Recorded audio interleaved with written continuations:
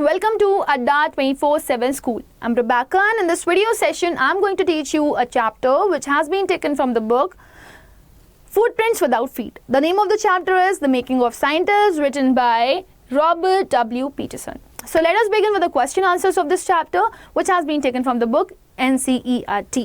Right? Now, the first question that is given to us is this, which is asking question number 1.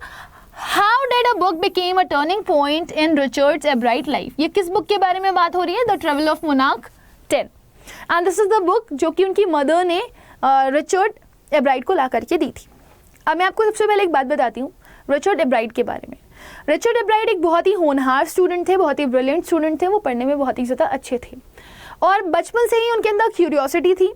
वो अपनी आसपास की चीज़ों को ऑब्जर्व करते थे. उन्हें खेलने कूदने को नहीं मिलता था तो वो कलेक्शन में अपना टाइम स्पेंड करते थे. जैसे वो पत्थरों को इकट्ठा करते थे, फॉसिल्स को इकट्ठा करते थे और वो कई सारी चीज़ों को इकट्ठा करते थे. इन्हीं में से एक पार्ट थी butterflies.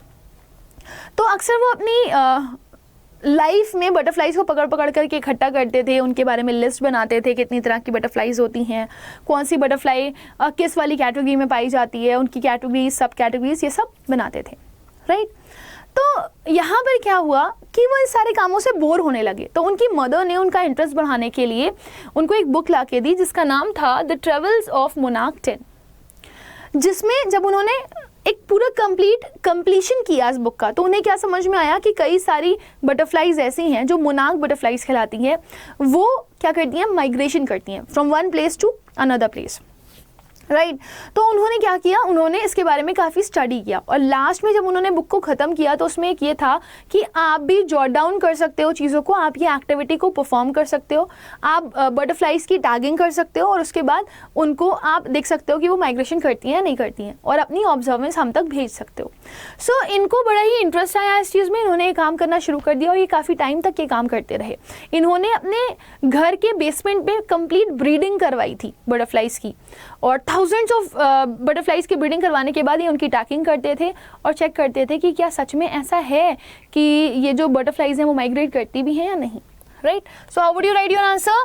The book the travels of monarch opened the world of science for Richard. अब यही वजह थी कि पहली बार उन्होंने पूरा कंप्लीट साइकिल समझा था बटरफ्लाई का कि कैसे एक छोटा सा जो बटरफ्लाई का एग होता है वो कैटरपिलर में कन्वर्ट होता है, फिर प्यूपा में कन्वर्ट हो जाता है और फिर उसके बाद वो लावा में कन्वर्ट होता है, फिर वो कैसे एक बटरफ्लाई बन जाता है. Right.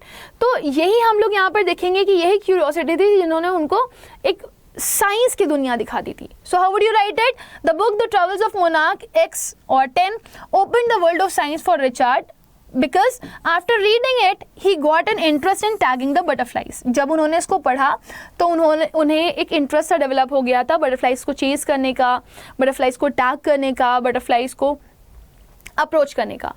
And he involve in migration. तो ये जो बटरफ्लाइज की माइग्रेशन थी ना, उनको इसमें इंटरेस्ट आने लगा था.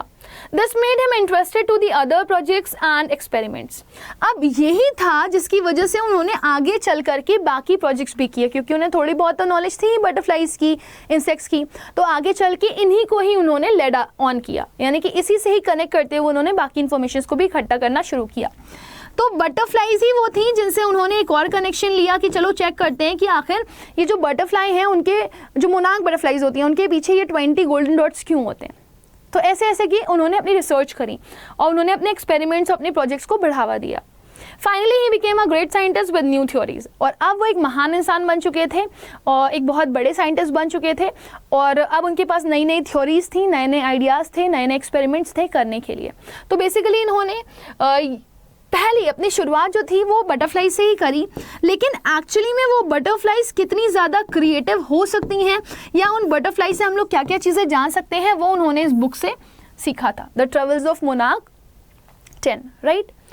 अगले क्वेश्चन की तरफ जाएंगे. अगेन ये पेज नंबर 32 का क्वेश्चन है. Question number 2.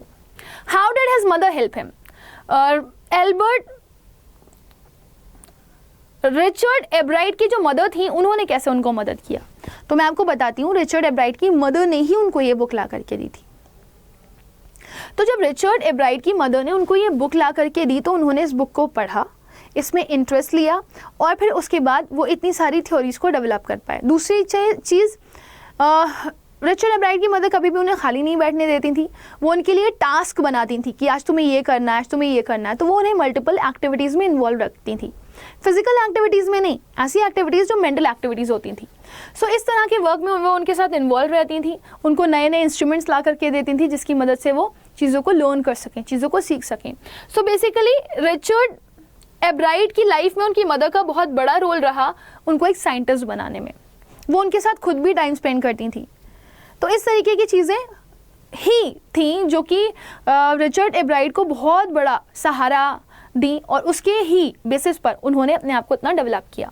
So Richard's mother provided a lot of help in his life. Richard की मदर ने बहुत सारी मदद करी रिचर्ड को उनकी ज़िंदगी में। Generally she took him on trips, वो उन्हें ट्रिप्स पर ले जाती थी ताकि वो चीज़ों को ऑब्जर्व कर सकें। उनके लिए इक्विपमेंट लाती थी जैसे कि माइक्रोस्कोप, टेलीस्कोप एक्सेट्रा।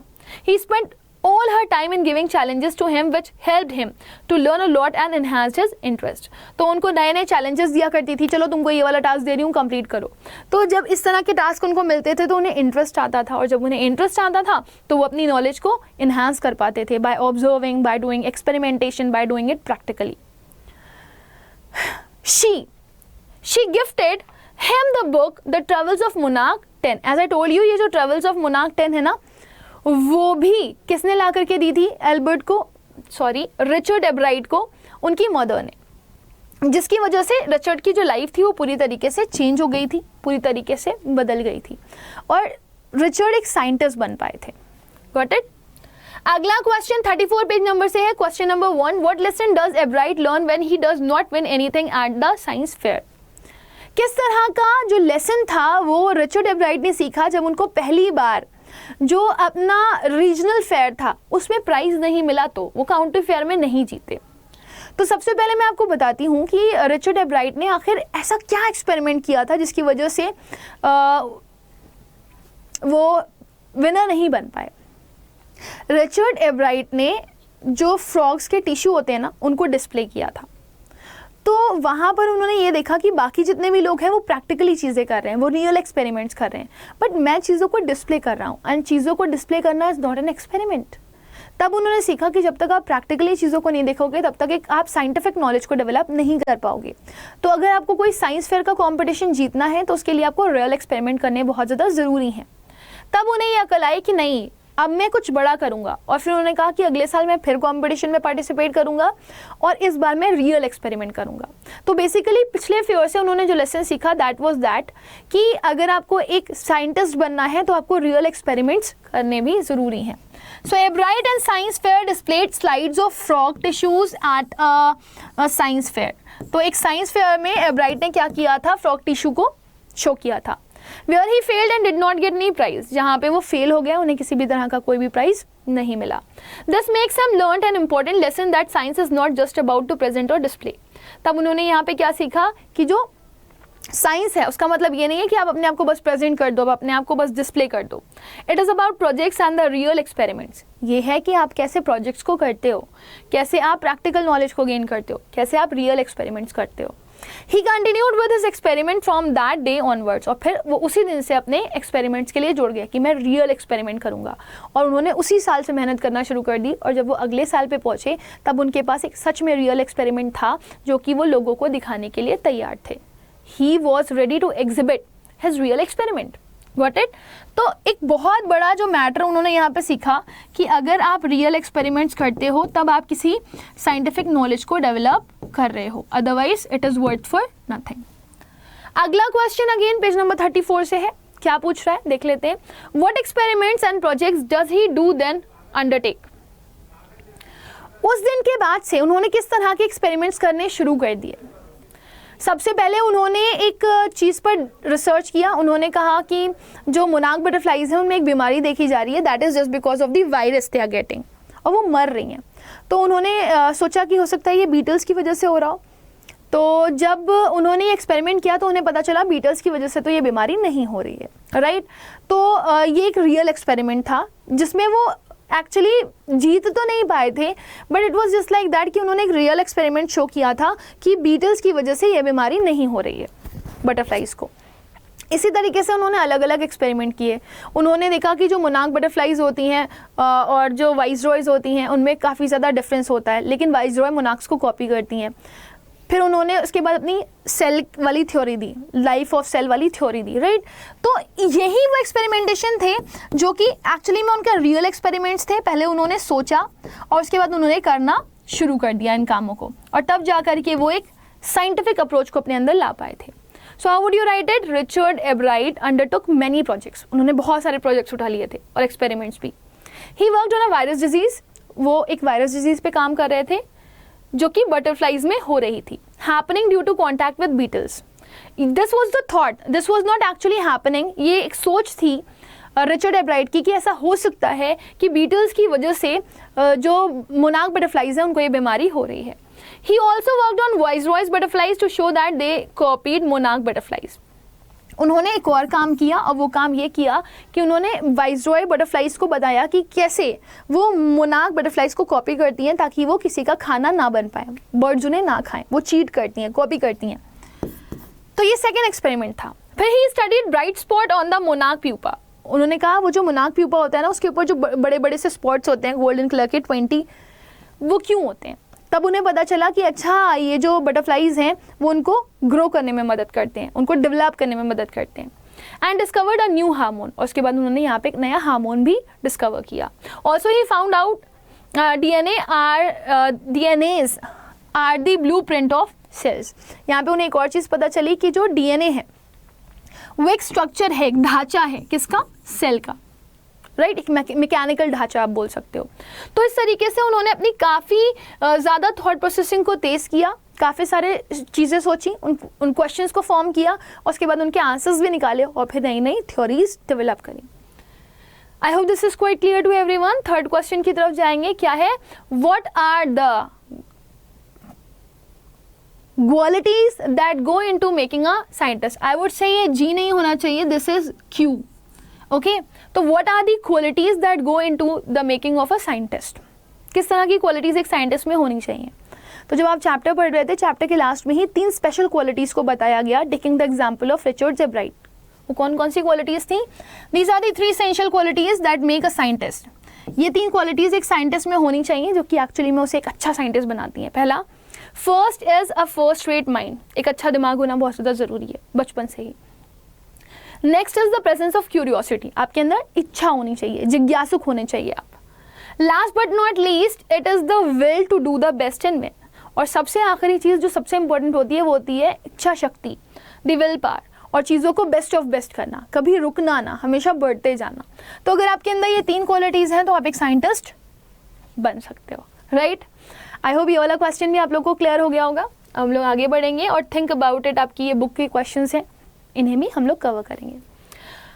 पहला क्वेश्चन है, how can one become a scientist, an economist, a historian? Does it simply involve reading many books on the subject? Does it involve observing, thinking and doing experiment? बहुत प्यारा question है ये। I think इस question का आप लोग भी better तरीके से आंसर कर सकते हो, although I have done this question for you. कैसे एक इंसान एक साइंटिस्ट बन जाता है, वैज्ञानिक, एक इकोनॉमिस्ट बन जाता है, एक हिस्टोरियन बन जाता है? क्या सिर्फ अगर आप बुक पढ़ रहे हो तो आप ये काम कर सकते हो? हाँ या नहीं? Does it involve observing, thinking and doing experiment? क्या आपको चीज़ों को ऑब्जर्व करना पड़ता है, आपको चीज़ों के बारे में सोचना पड़ता है, आपको एक्सपेरिमेंट्स करने पड़ते हैं? सो या दिस इज ट्रू। खाली बुक पढ़ने से कि कोई भी इंसान किसी चीज़ का हातिम नहीं बन सकता, कोई इकोनॉमिस्ट, साइंटिस्ट या फिर हिस्टोरियन नहीं बन सकता। उसे चीज़ों को प्रैक्टिकली करना पड़ेगा। तो एक इंसान को प्रैक्टिकली चीज़ों को करना पड़ता है, और चीज़ों को ऑब्जर्व करना पड़ता है, उनके लिए सोचना पड़ता है, और फिर एक्सपेरिमेंट्स भी करने पड़ते हैं ताकि वो एक साइंटिस्ट या फिर कुछ भी बनना चाहता है तो वो बन जाए। So how would you right it? Reading many books on a subject is not enough. अगर आप बहुत सारी बुक्स पढ़ रहे हो एक सब्जेक्ट की, इसका मतलब ये नहीं है कि आपको सब आता है। एक्सपीरियंस चाहिए होता है। One must do things practically. आप प्रैक्टिकल लेवल पे चीज़ों को करो। They should develop the skill of observation and thinking. आप अपनी ऑब्जर्वेशन की क्षमता को बढ़ाओ, आप सोचने समझने की क्षमता को बढ़ाओ। Experiments are to be done. आपको एक्सपेरिमेंट्स करने पड़ेंगे। One should be inquisitive. अगर आप सच में चाहते हो कि आप कुछ बन जाओ तो आपको उसके लिए जिज्ञासुक होना पड़ेगा। अगर आप इकोनॉमिस्ट बनना चाहते हो आप इकोनॉमी में इंटरेस्ट लो, अगर आप साइंटिस्ट बनना चाहते हो आप साइंस में इंटरेस्ट लो, अगर आप हिस्टोरियन बनना चाहते हो तो आप हिस्ट्री में इंटरेस्ट लो। क्यूरियोसिटी दिखाओ, ऐसा क्यों हुआ, क्या वजह थी, क्या रीज़न रहा होगा। And they should explore and find new things, और तब जा कर के उन्हें नई नई चीज़ें पता चलती हैं, नई नई चीज़ों को वो एक्सपीरियंस कर पाते हैं। Above all one must work hard and not get disheartened by failures. सबसे इंपॉर्टेंट चीज़, एक इंसान को हार्ड वर्क करना चाहिए, और अगर उसकी ज़िंदगी में फेलियर्स आ रहे हैं तो उसे ये नहीं सोचना चाहिए मेरी ज़िंदगी ख़त्म हो गई, मेरी ज़िंदगी में अब कुछ भी नहीं बचा। सो this is one of the things which is very very important. I hope ये क्वेश्चन आपको क्लियर होगा, बट आई वुड लाइक कि अगर आप इस क्वेश्चन को अपनी लैंग्वेज में लिखो, that would be best of best. Last है question number 2, that is again a very brain kind of question. You must have read about cells and DNA in your science book. आपने ज़रूर DNA के बारे में पढ़ा होगा, अपने sales के बारे में पढ़ा होगा साइंस की किताबों में। Discuss Richard एब्राइट work in the light of what you have studied. आपको बताना है कि रिचर्ड एब्राइट ने क्या किया इस पे काम करने के लिए, और अगर आपको अपॉर्चुनिटी मिले, if you get an opportunity to work like Richard Ebright on projects and experiment, which field would you like to work on and why? तो आप किस फील्ड पे काम करना चाहोगे, आपको ये बताना था, राइट? तो या DNA is one of the thing which carry the blueprint of the life and heredity. अगर हमें हमारे पेरेंट्स से कुछ मिल रहा है ज़िंदगी के अलावा, features, colour, complexion, hair and number of things, तो DNA ही है जो कि ये सारी चीज़ें हमारे अंदर कैरी करता है, कैरी फॉरवर्ड करता है। हमारे पेरेंट्स से हमारे अंदर आती है, हमसे हमारे बच्चों में जाएगी, हमारे बच्चों से उनके बच्चों में जाएगी। So this is important. They pass information from one generation to the other. तो DNA एक ऐसी चीज़ होती है जो इन्फॉर्मेशन को पास करती है एक जनरेशन से दूसरी जनरेशन तक। If I get an opportunity to work like Richard Ebright, अगर मुझे मौका मिले कि मैं रिचर्ड एब्राइट की तरह वर्क करूँ, so I would choose to study about things in space. मेरे को क्या पढ़ना पसंद आएगा, मेरे को क्या रिसर्च करना पसंद आएगा, स्पेस के बारे में पढ़ना। मैं ऑब्जर्व कर सकती हूँ स्काई को, मैं जान सकती हूँ कि स्पेस में क्या है। I may find out ways and means to get solutions of many things which are just mystery till date. मैं उन सारी चीज़ों को पता लगा सकती हूँ जो आज तक सिर्फ और सिर्फ मिस्ट्री हैं। So by researching what is going on space, by taking a telescope and checking the things, we can literally get interest also, और फिर धीरे धीरे हमें चीज़ों के बारे में पता भी लगने लगेगा। हो सकता है कई सारी चीज़ें हमें ऐसी भी पता चल जाएं जिसके बारे में किसी को कुछ भी पता ना हो, right? So my dear student, I hope कि ये वाला क्वेश्चन भी आप लोगों को अच्छे से क्लियर हो गया होगा, और आप लोग इस क्वेश्चन को अपने तरीके से भी अगर चाहो तो आप लिख सकते हो। And with this my dear student, we have come to the end of the session. I hope you people have understood it in a very proper manner. But do not forget, if you people are not really subscribed our channel, do subscribe it so that you can get the notification of our channel. And if you are really liking the videos, do not forget to like it and share it also. Thank you. Thanks a lot, and bye bye. Take care.